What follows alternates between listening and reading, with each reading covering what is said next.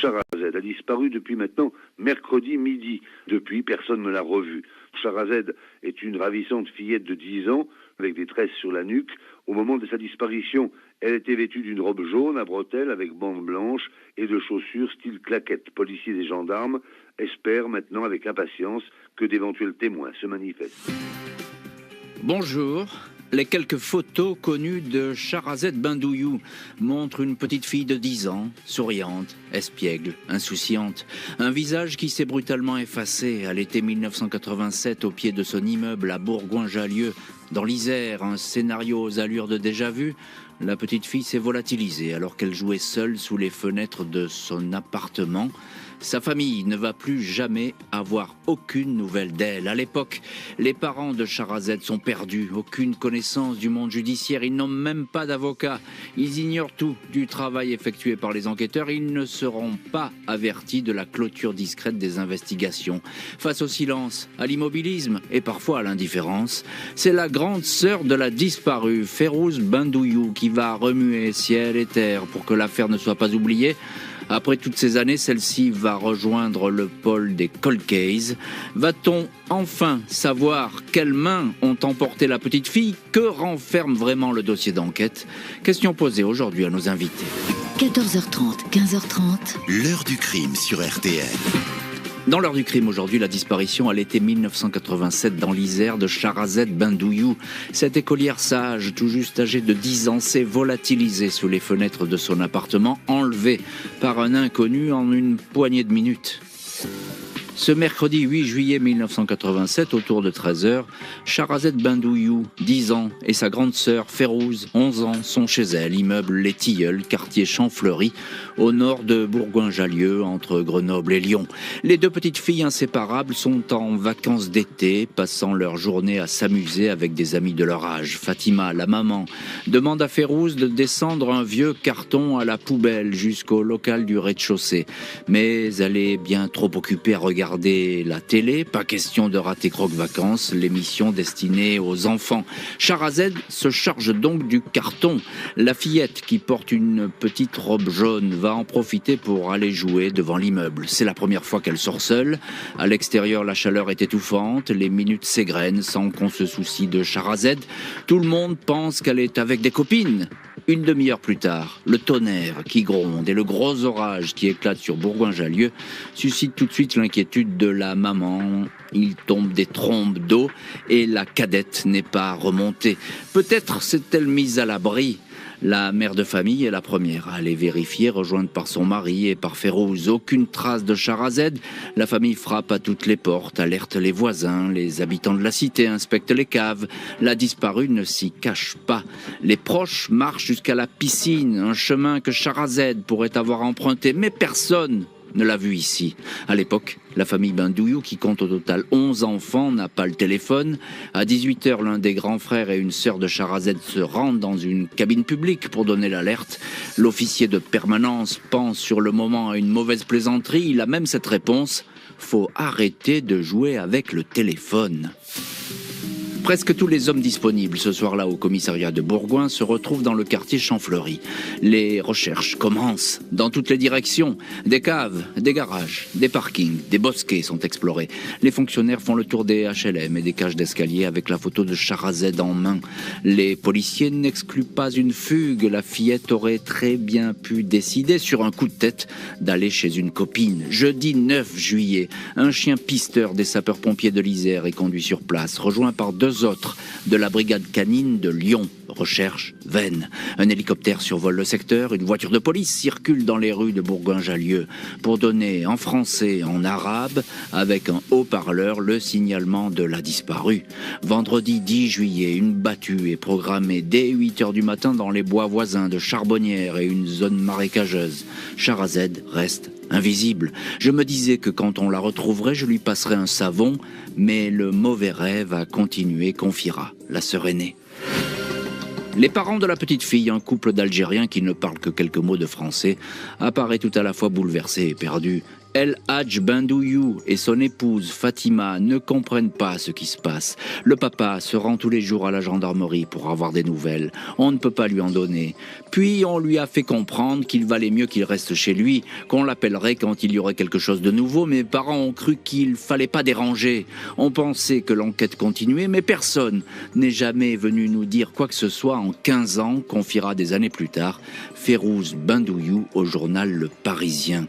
Aucun indice déterminant, les Bendouyou n'ont d'autre choix que de se refermer sur leur chagrin, animés par l'espoir que leur fille réapparaisse. 2 mois après la disparition, le père et la mère avaient acheté un cartable et des fournitures pour la rentrée scolaire de Charazed, au cas où celle-ci reviendrait, comme par miracle, à l'appartement des tilleuls. Mais Charazed ne va pas revenir à l'appartement des tilleuls. On le sait aujourd'hui, évidemment, la petite Charazed n'est pas rentrée chez elle. L'a-t-on suffisamment cherché à l'époque? A-t-on pris en compte, comme il se devait, tous les témoignages? Quelles pistes ont pu surgir? Je vous propose de voir tout cela au fil des chapitres de l'heure du crime. Pour l'heure, on revient au jour de la disparition, ce mercredi, par une grosse chaleur et puis cet orage qui va éclater ce mercredi de l'été 1987. Bonjour Férouz Bendouyou. Bonjour à tous. Merci infiniment d'avoir accepté l'invitation de l'heure du crime et d'être aujourd'hui au téléphone avec vous. Vous êtes président de l'association N'oubliez pas Charazed que vous avez créée en 2008 et on est heureux de vous avoir Férouz Bendouyou parce que c'est sans doute grâce à vous qu'aujourd'hui cette enquête est toujours ouverte et qu'elle a finalement tenu la route après bien des mauvaises passes. On va en parler évidemment au fil de l'heure du crime. Ma première question Férouz, elle est toute simple. Quel souvenir vous avez de cette journée qui ne s'est jamais effacée, dont aucune seconde ne s'est effacée dans votre esprit? Comment dire? C'est une journée qui est sans fin. 35 ans après, on n'en voit toujours pas la fin. Donc c'est terrible. C'est une journée qui reste gravée, quoi. On est gelé en fait sur cette date-là, quoi. Quand vous commencez les recherches, Férouz, vous vous dites on va la trouver, ma sœur. C'est pas possible, elle est bien quelque part. Là, c'est inimaginable qu'elle ait disparu comme ça. Non, mais en fait, ce qu'il faut se mettre en tête, c'est que c'est un quartier qui était principalement pédestre. Donc, en fait, un enfant pouvait très bien rester 20 minutes plus loin avec un camarade, jouer. Il y avait des bacs à sable, il y avait un terrain de foot, il y avait vraiment de quoi faire. Donc, à aucun moment, en fait, on ne pense à ce qui s'est passé par la suite. Moi, quand ma mère, elle me prend par le bras, elle me dit viens, on va commencer à chercher, on commence à faire le tour des immeubles et on commence à aller en direction de la piscine, et que je voyais ces fameuses gouttes de pluie, parce que ça s'était réellement calmé, il y avait vraiment une énorme averse, et que je lui dis mais moi je suis hyper agacée parce qu'elle m'empêche d'aller jouer de mon côté, et du coup je suis là obligée d'aller la chercher. Et en fait, je disais à ma mère, mais bon sang, mais si jamais je la retrouve là, franchement, elle va se prendre une calotte, parce que c'était, c'est des phrases de gamin, quoi. Pour moi, c'était, on allait la retrouver, elle s'oubliait avec des amis, et puis voilà, quand elle a oublié de revenir. Il y avait pas du tout de tout ce qu'on a pu attendre après toutes ces années. Vraiment, c'était... Bien sûr. Elle était censée revenir, quoi. On comprend pas. Alors, vous avez 11 ans à l'époque, vous êtes toute petite, évidemment, vous ne réalisez sans doute pas ce qui est en train de se passer, il vous faudra des années pour comprendre. Vous avez le sentiment aujourd'hui, avec le recul évidemment, que au tout début, les recherches, c'était peut-être pas tout à fait ça, on n'a pas vraiment pris l'affaire au sérieux? Alors, au début, comme je l'expliquais, ça arrivait à n'importe quel enfant de s'attarder avec des amis. Donc, à aucun moment, on peut penser à une disparition. On pense plus à un accident. On s'est dit, elle est coincée quelque part. Parce que quand la première heure de recherche commence à se faire, on commence à dire, elle est coincée quelque part, elle s'est tordue la cheville, elle est bloquée quelque part, elle s'est cassée la figure. Donc, on a commencé à chercher un peu partout. Mais avec le recul et les années qui sont passées, le temps qu'a mis le commissariat de Bourgoin-Jallieu à intervenir, ça semble surréaliste en fait. Ouais, c'est ça, tous les éléments qui ont suivi les quelques jours, parce qu'en tout et pour tout, l'enquête elle a duré même pas un mois. Même pas un mois. Je vous le dis sincèrement. Oui, parce que vous connaissez bien le dossier, vous avez vu ça, mais ça, vous allez le voir évidemment au fil des années. Ce dossier, il va apparaître devant vos yeux. Bonjour Jacques Dallest. Bonjour Jean-Alphonse. Merci infiniment d'être vous aussi au téléphone de l'heure du crime. Vous êtes ancien procureur de Grenoble. Alors je précise qu'à l'époque des faits, vous n'êtes pas en poste évidemment dans cette affaire. Vous ne l'avez pas traité, mais vous êtes auteur du livre Cold Case, un magistrat enquête qui est paru aux éditions Mareuil. Vous connaissez bien cette problématique des disparitions. J'ai une question très simple, Jacques Dallès. Les premières heures, elles sont capitales. Est-ce que vous pouvez nous dire pourquoi? Et c'est là que presque tout se joue dans une disparition. Oui, bien sûr, parce que surtout s'agissant de disparition d'enfants en bas âge, on peut être forcément inquiet. Le problème, c'est que on ne sait pas de quel type de disparition il s'agit. Est-ce que c'est effectivement une fugue, un accident, autre chose, l'enfant qui ne revient pas parce qu'il est chez une copine ou un copain. Ce n'est qu'évidemment au fil du temps, des heures, voire des jours, que les choses s'aggravent. Sauf dans des cas très très particuliers. Je pense à la disparition de la petite Maëlys, où là on pouvait vraiment être immédiatement inquiet. Il y a forcément un retard à l'allumage, et surtout nous sommes dans les années 90, 85, 90, 87 exactement, où il n'y avait pas forcément une prise de conscience immédiate chez les services d'enquête du danger de cette situation. Et j'ajoute à ça, Jacques Dallès, qu'à l'époque il n'y a pas de téléphone portable, il n'y a pas de vidéosurveillance, etc., etc. Donc voilà, le temps compte double presque. Oui, on est dans une situation technologique qui n'est pas celle d'aujourd'hui. On ne connaissait pas l'ADN aussi, tout ce genre de choses qui peut permettre aussi d'orienter une enquête. Mais il y a surtout, au début, on ne pense pas forcément à la situation la pire, à l'hypothèse la plus grave. Et c'est tout le problème. C'est après coup qu'on s'aperçoit qu'on n'a peut-être pas fait ce qu'il fallait faire, mais on ne le saura qu'après coup, malheureusement. C'est ça, effectivement, la lucidité, elle n'apparaîtra qu'avec du recul. Bonjour, maître Corinne Herman.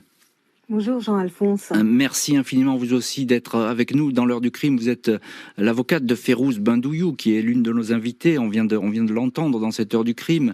Je le disais, les parents de Shahrazed à l'époque, ils sont complètement perdus. Et il y a quelque chose de fou dans cette histoire, c'est que ils n'ont pas d'avocat, ils parlent pas bien français, ils savent pas vraiment ce qui se passe. Et il y a quelque chose de fou, c'est que jamais on va les tenir au courant de l'enquête, et même quand l'enquête va se refermer, ils seront pas informés.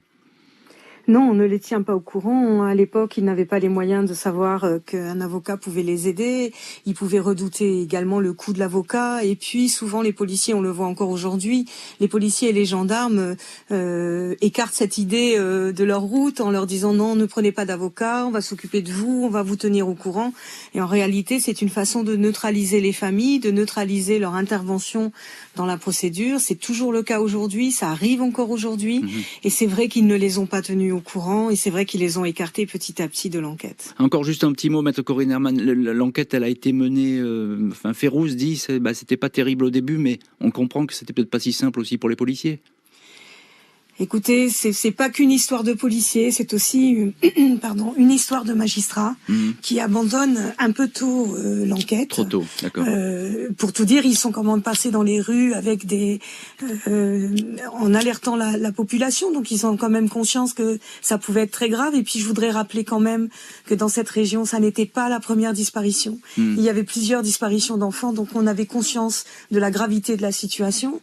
Et je dirais, ça n'est pas que les policiers et les enquêteurs, il y a aussi les magistrats derrière. Je comprends bien, on va en parler de ces disparitions. Des témoignages ne semblent pas avoir été pris en compte dans tous les cas de figure dans cette affaire. Après plusieurs jours de recherches intensives, les investigations semblent marquer le pas autour des HLM du quartier Champfleury. La presse locale a fait état de la disparition de Shahrazed, publiant sa photo. Une seule télévision, France 3, qui était en déplacement dans le coin pour des inondations, évoque l'affaire. Le silence retombe, même si les policiers continuent à recueillir des témoignages de riverains. Un habitant de Bourgoin, René L., certifie avoir vu mercredi vers 15h30 deux gamines, dont l'une vêtue d'une robe jaune ou orange, traverser la dalle en direction des Hêtres, l'immeuble voisin des Tilleuls. Il s'en souvient car il se demandait ce que faisaient ses enfants sous une pluie battante. René L. va être réentendu à plusieurs reprises, maintenir ses déclarations sans pouvoir toutefois formellement identifier Shahrazed.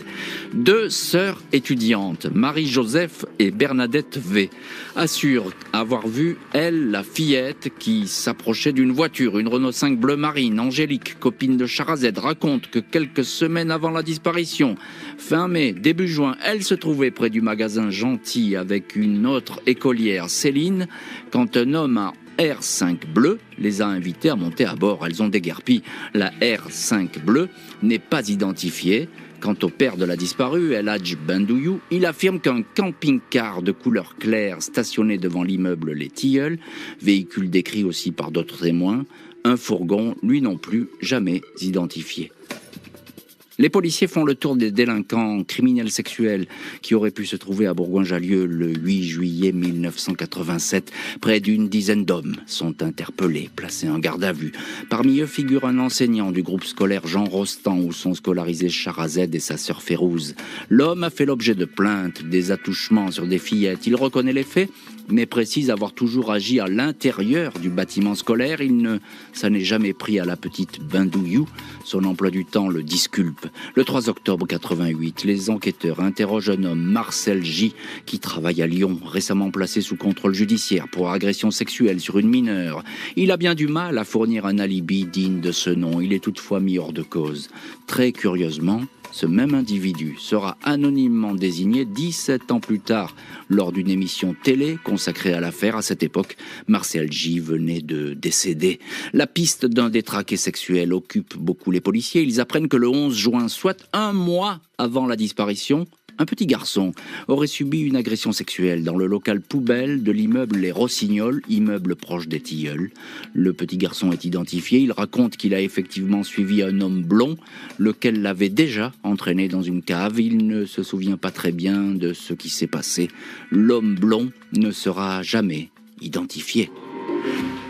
17 janvier 1989, 2 ans et demi après la disparition de Sharazed, le juge d'instruction délivre un non-lieu. Aucune piste n'a pu être dégagée. Les investigations se sont avérées stériles. Les parents de la petite fille ne sont pas informés de cette décision. Ils vont ainsi continuer à croire que le dossier est toujours ouvert. Ce n'est que 16 ans plus tard, en 2003, presque par hasard, que Férouz apprend que l'enquête sur sa sœur est close et qu'aucun policier ou gendarme ne travaille dessus. Pendant près de 16 ans, personne ne recherchait ma sœur, ni les enquêteurs, ni la justice, raconte Férouz. Ça a été terrible de le découvrir et je crois que ma colère ne se dissipera pas. Comment clore aussi rapidement un dossier et pouvoir dormir normalement comme si rien n'était arrivé? Le rapport d'enquête se révèle alors des plus minces, seulement 80 pages, tout juste 3 cm d'épaisseur. Et dans ce rapport, on va bien sûr s'interroger sur des pistes ouvertes et peut-être un peu trop vite refermées parce que les pistes ne semblent tout de même pas manquer dans cette histoire. On va en parler dans la suite de l'heure du crime. Quand on revient à ces 2 années qui suivent la disparition, on est effectivement frappé par le nombre de témoignages troublants. Maître Corinne Herman, vous êtes avec nous dans l'heure du crime et vous êtes l'avocate de Férouz Bandouyou, la sœur de Sharazed qui a mené ce combat et qui continue à mener ce combat pour la vérité. Elle a été vue, apparemment, Sharazed, par plusieurs témoins. C'est important, ça, dans le dossier. Oui, elle a été vue après être ressortie de la cave. Il faut savoir que pendant 30 ans, l'enquête s'est focalisée sur le fait que Sharazed aurait disparu dans la cave. Et donc toute l'enquête a tourné autour de cette cave et de comparaison avec d'autres affaires en France et dans la région. Et c'est grâce à votre émission qu'à un moment donné, grâce au témoignage des sœurs de Sharazed, mais également grâce à votre émission, que des témoins se sont représentés et nous ont permis de faire comprendre aux magistrats que l'enquête, les bases de l'enquête n'étaient pas bonnes et que Sharazed était bien sortie de l'immeuble et qu'elle s'était bien rendue quelque part. Est-ce qu'elle s'était cachée? Est-ce qu'elle était dans une famille? En tous les cas, ça a permis de retravailler sur ces témoignages qui avaient été laissés totalement de côté pendant des années. Alors quand on lit le dossier, Maître Herman, il y a quelque chose de très intriguant, c'est cette voiture bleue, cette Renault 5 bleue, parce qu'elle revient dans la bouche de 2 ou 3 témoins qui ne se connaissent pas, mais qui chaque fois ils désignent cette voiture. Est-ce qu'on en sait un peu plus là-dessus? Non, on n'en sait pas beaucoup plus sur cette voiture. Actuellement, l'enquête est reprise et que le travail reporte sur cette voiture et les témoignages. C'est difficile de vous en parler, mais en tous les cas, à l'époque, c'est une voiture relativement courante qui apparaissait dans beaucoup de dossiers en France. C'est très étonnant, cette Renault bleue qui apparaît un peu partout. Ça ne veut pas dire que les dossiers sont liés, mais voilà, il n'y a pas eu un travail effectué comme dans d'autres dossiers sur la recherche de ce véhicule. Encore juste un mot, Corinne Herman, il y a aussi la piste évidemment du détraqué sexuel. Il y a ce satyre, je ne sais pas si on peut l'appeler comme ça, mais cet homme blond qui est vu dans une cave, dans un immeuble voisin, là aussi, chou blanc, on ne va pas savoir qui est cet homme. Écoutez, étonnamment, le travail n'a pas non plus été fait et mené jusqu'au bout. Il a été repris par la suite. C'est d'ailleurs Férouz Bendouyou qui en parlait beaucoup. Ce témoin a été réentendu. Il était petit à l'époque. Son témoignage, son histoire a été quasiment pas exploitée. Donc c'est des choses qui ont été reprises par la suite, qui sont reprises actuellement. Férouz Bendouyou, vous êtes également au téléphone de l'heure du crime. Vous le disiez à l'hebdomadaire l'Obs que pendant 16 ans, personne ne recherchait votre sœur et que finalement la famille ne le savait pas. Ça vous a mis très en colère. Alors, c'est plus que... en colère, je suis passée outre, j'ai dépassé ce seuil. Mais c'est choquant.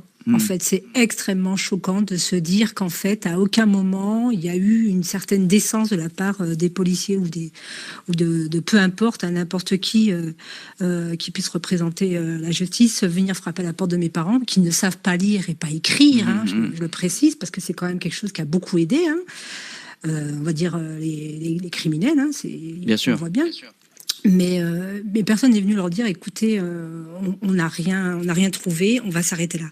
Parce que croyez-moi que même s'ils ne savent pas lire et pas écrire, ils auraient pu faire en sorte que ce dossier puisse continuer, en fait. Ils n'auraient pas laissé. Bien sûr. Ils n'auraient pas laissé comme c'est. Férouz Bendouyou, on voit qu'il y a beaucoup de vérifications qui peuvent être entreprises. Elles sont sans doute pas allées au bout à chaque fois. Elles sont vaines. Pourtant, il y a beaucoup de pistes dans le dossier de votre petite sœur. Alors, il y a 80 pages.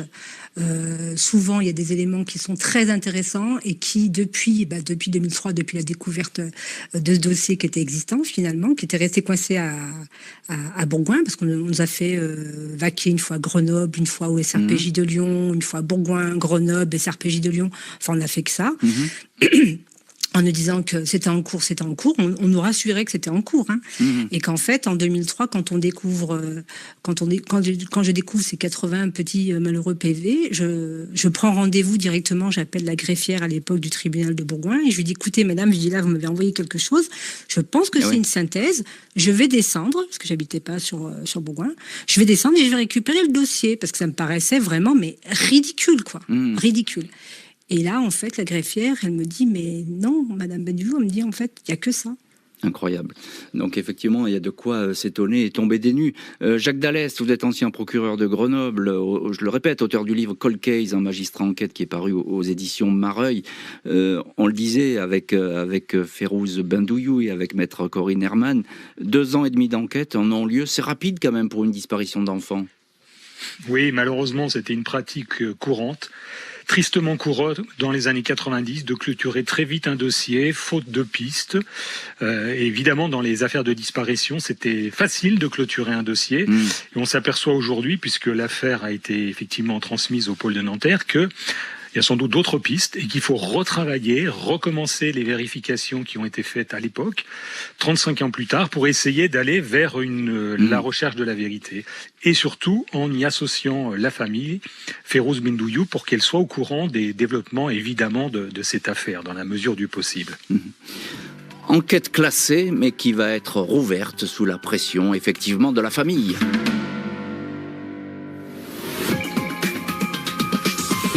Il y a 20 ans, la science criminologique n'était pas du tout ce qu'elle est maintenant. À l'époque, il n'y avait pas l'ADN, et donc un certain nombre d'indices, certainement, ont manqué à l'époque. Et c'est peut-être l'espoir que nous avons. C'est que justement, l'état de la science actuellement pourra permettre de faire progresser utilement ces enquêtes. 22 avril 2003. Les proches de Shahrazed Bendouyou obtiennent la reprise des investigations, après avoir découvert que le dossier avait été refermé dans le plus grand silence 16 ans auparavant.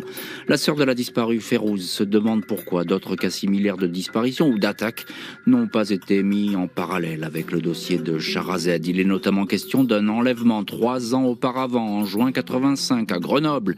Celui de la petite Anissa Wadi, 5 ans, elle aussi jouait devant son immeuble. Son corps devait devait être retrouvé quelques jours plus tard dans un barrage. L'enfant avait été étranglé.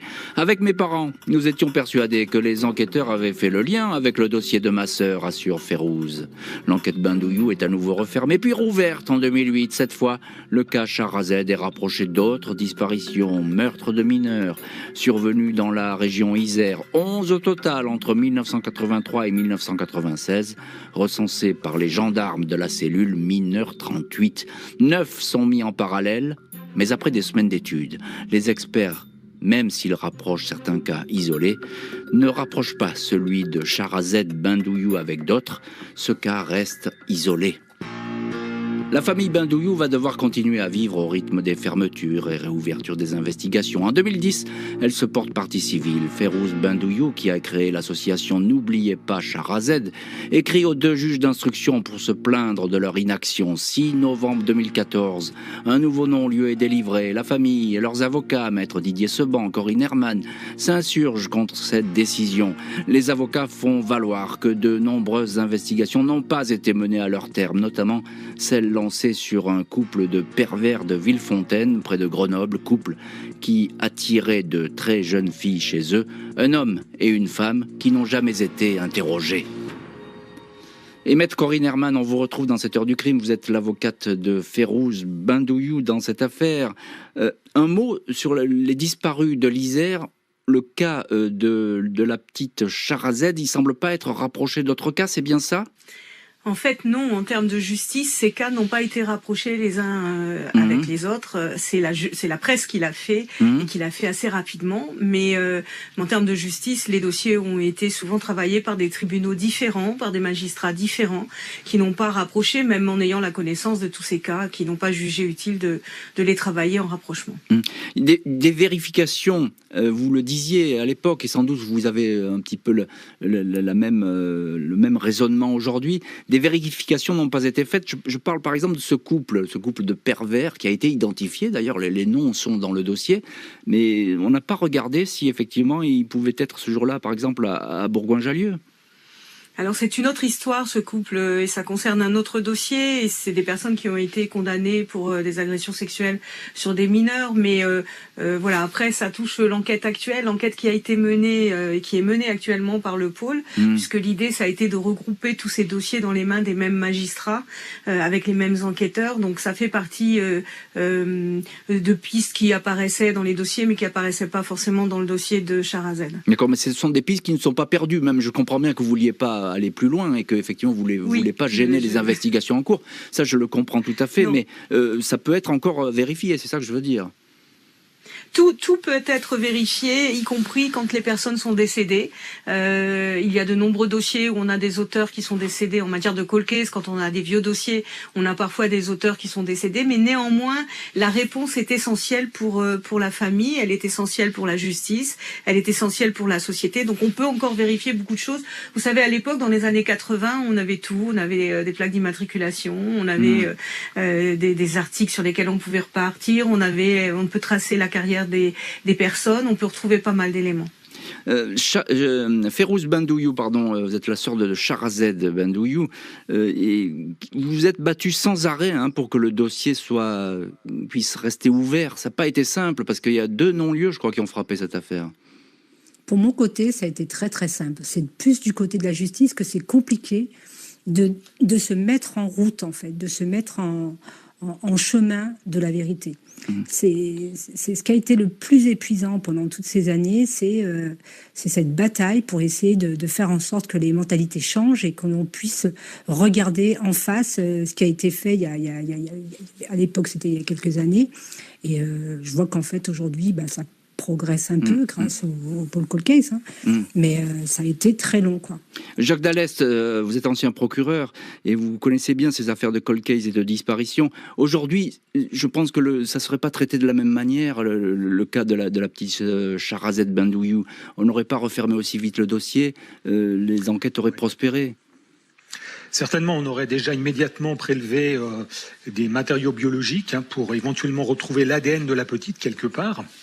ce qui évidemment est fondamental. On a des outils nouveaux aujourd'hui. On a surtout une motivation, une conviction, et aussi les enquêteurs pour traiter avec soin ces affaires de disparition, même si malheureusement il peut toujours y avoir ce fameux retard au départ.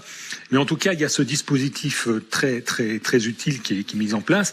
Je voulais vous dire aussi que dans la commission que j'ai présidée, nous avons recommandé la création d'un site internet en libre accès, dans lequel seraient répertoriés tous les cold cases en cours actuellement, et avec un espace dédié aux enfants disparus.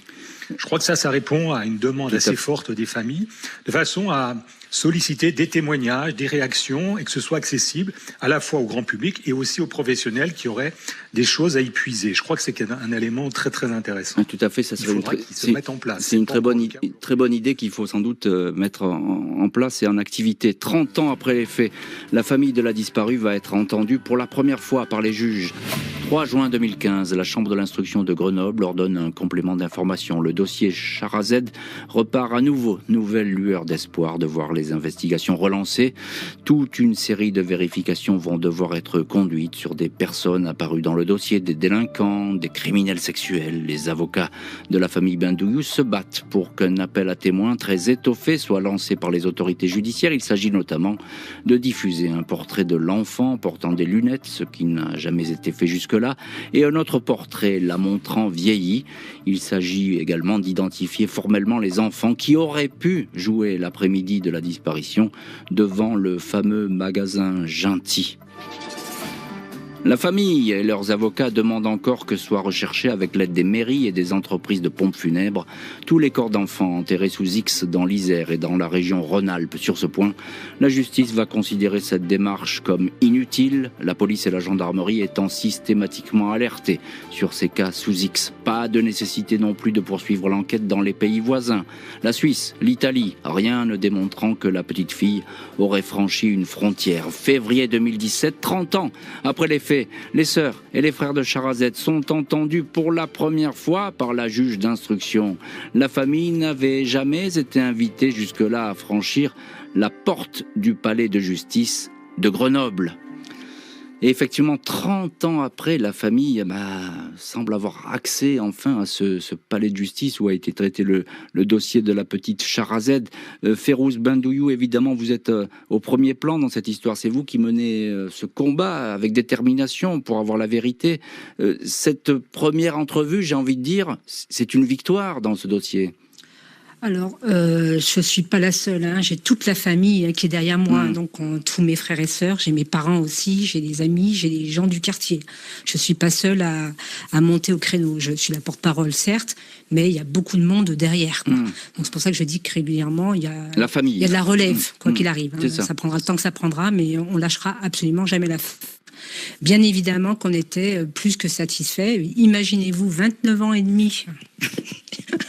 29 ans et demi pour pouvoir être entendu dans cette affaire. C'est juste ça laisse songeur. Hein. 2017.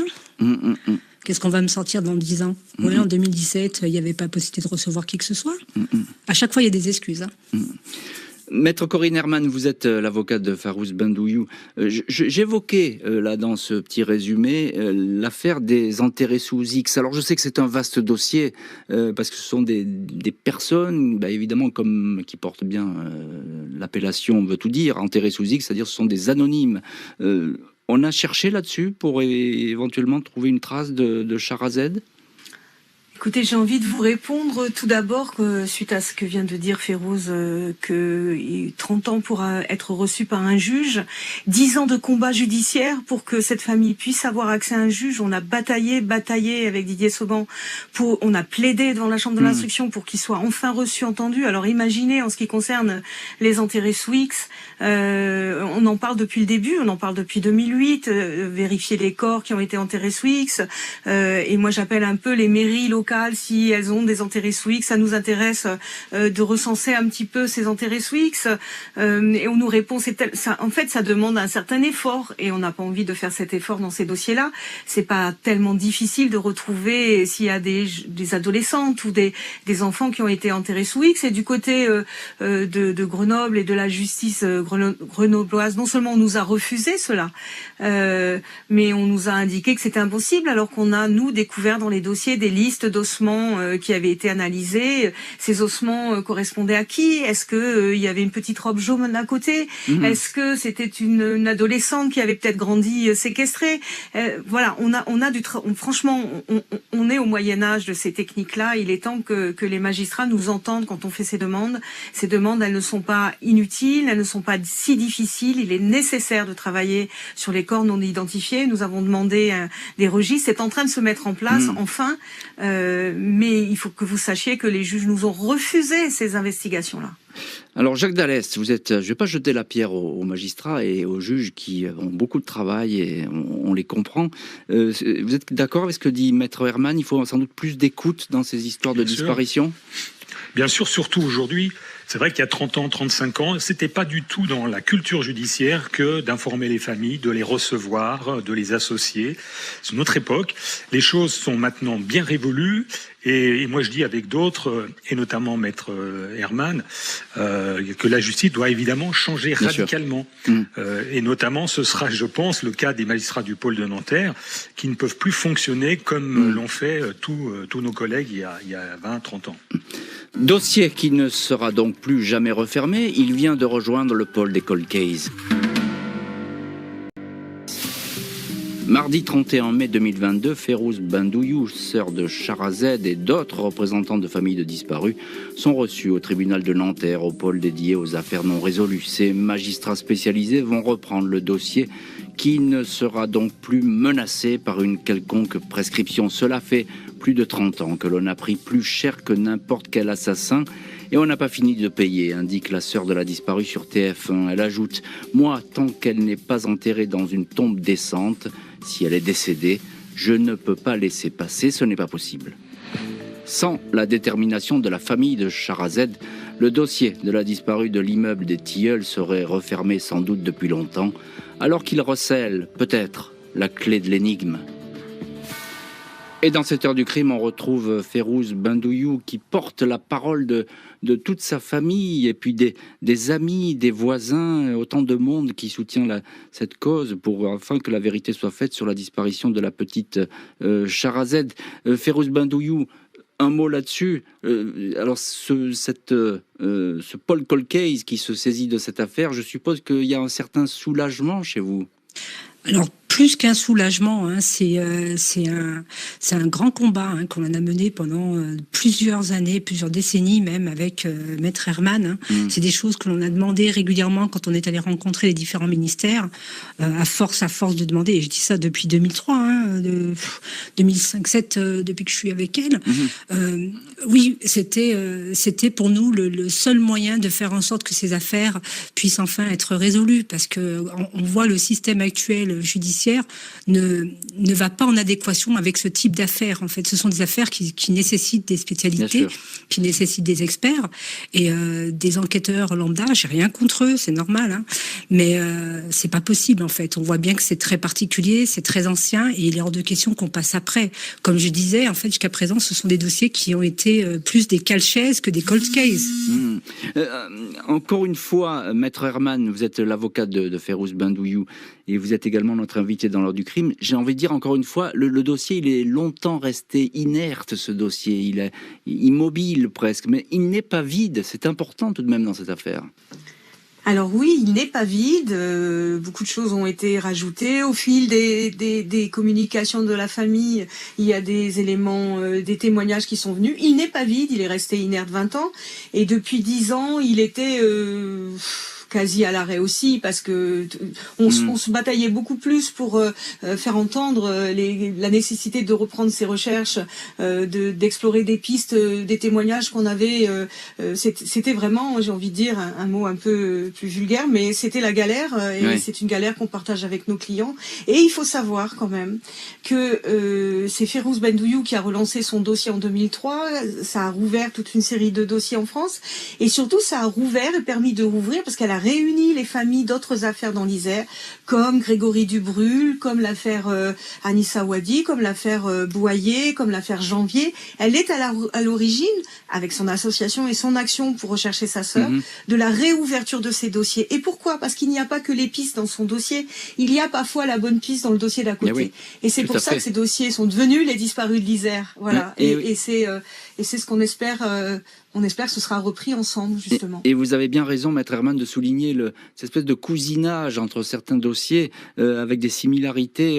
Parfois, on n'y fait pas attention, puis effectivement, après, ensuite, on trouve qu'il y a un fil qui relie certaines affaires. En quelques mots, Jacques Dallest, qu'est-ce qui peut faire ? Vous êtes ancien procureur de Grenoble, je le signale, et je rappelle votre livre, Cold Case en magistrat enquête, qui est paru aux éditions Mareuil.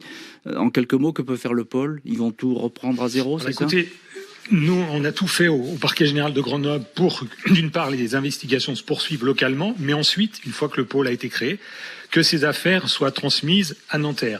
Il y a 5 affaires ce qu'on appelait les disparus de l'Isère qui sont maintenant au pôle de Nanterre pour évidemment essayer de faire des liens, des liaisons entre les dossiers.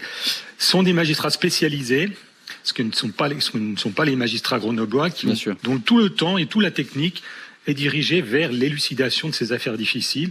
Donc il faut rester optimiste et nous devons ça à la famille de Shahrazed Bendouyou, bien évidemment.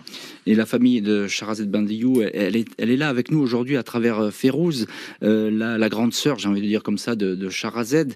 Il faut bien le préciser, Férouz Bendouyou, et vous pouvez le faire aujourd'hui sur notre antenne.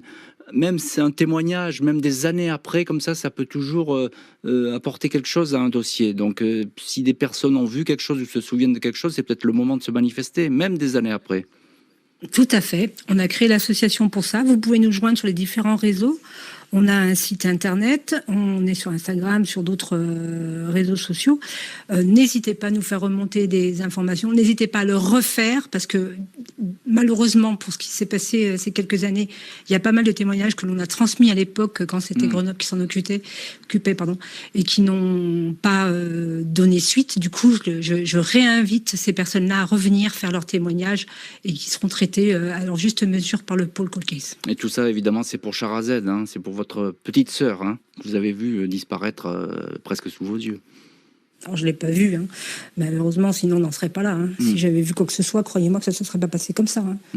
Donc, c'est pour non, mais c'est sûr que pour Shahrazed et pour les autres dossiers, parce qu'on sait très bien que grâce à ces témoignages, on peut faire des liens entre les affaires les unes et les autres. En fait, ce qui est très étrange dans toutes ces affaires, c'est que tout à l'heure, vous avez utilisé un mot qui était très joli, cousinade, par rapport à cousinage. Par rapport à toutes nos affaires, mais il existe cette même sorte de cousinage entre les pervers et tous les criminels. C'est quelque chose qui est assez flagrant quand on traite à peu près tous ces dossiers. Ce genre de dossier. Merci infiniment, Férouz Bendouyou, Jacques Dallest et Maître Corinne Herman d'avoir été les invités de l'heure du crime. Merci à l'équipe de l'émission, Justine Vignot, Marie Bossard à la préparation, Boris Pirédu à la réalisation.